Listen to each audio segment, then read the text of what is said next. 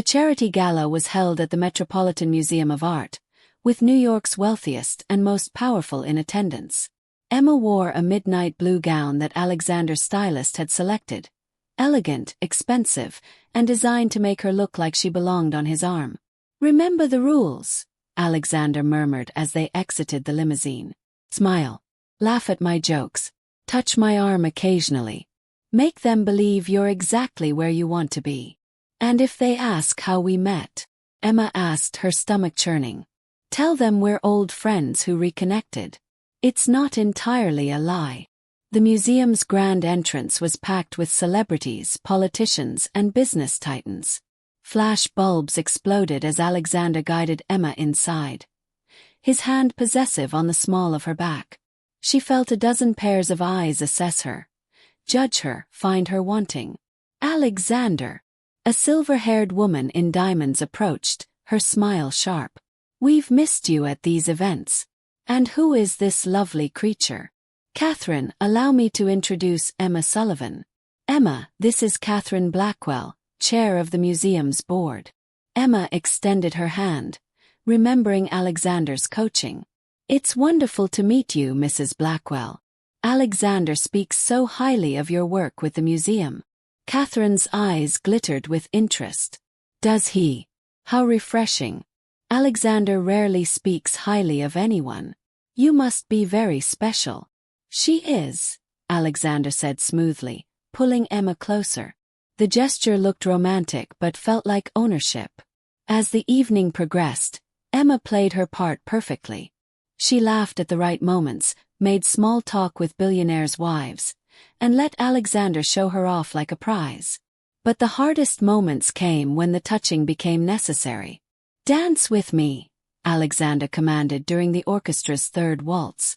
On the dance floor, with his hand at her waist and hers on his shoulder, they were close enough that she could smell his cologne, the same scent he'd worn 5 years ago. His eyes met hers, dark and unreadable.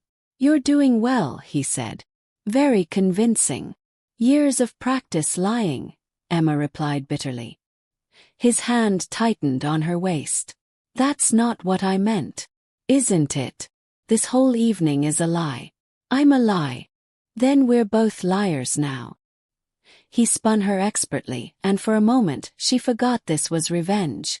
For a moment, she remembered what it felt like when he'd looked at her with love instead of ice. "Alex," she whispered. "Don't." His voice was sharp. "Don't say my name like that. Not here. Not ever." The song ended. He released her immediately, stepping back as though she'd burned him. A young man approached, handsome, wealthy by the look of his custom tuxedo. "Alexander Cross. I've been wanting to meet you for months. James Hartford, Hartford Industries." They shook hands, but James's eyes were on Emma. "And you've been hiding this beautiful woman from us. Shame on you, Cross." "Emma is quite special," Alexander said, his tone warning.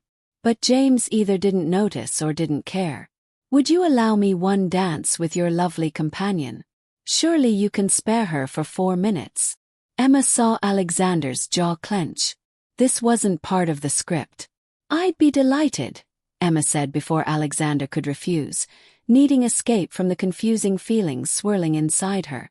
On the dance floor, James was charming and attentive.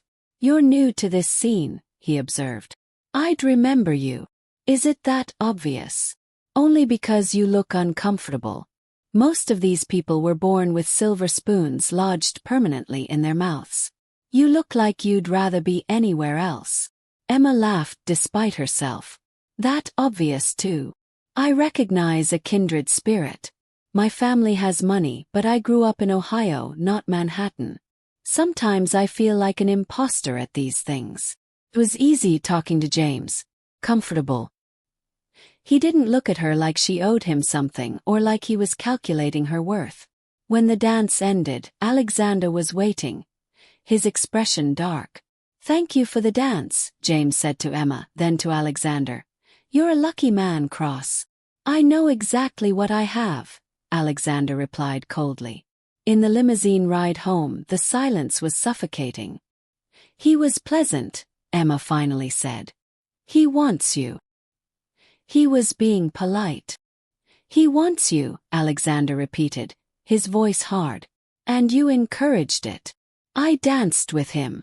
You practically forced me to network all night. What did you expect?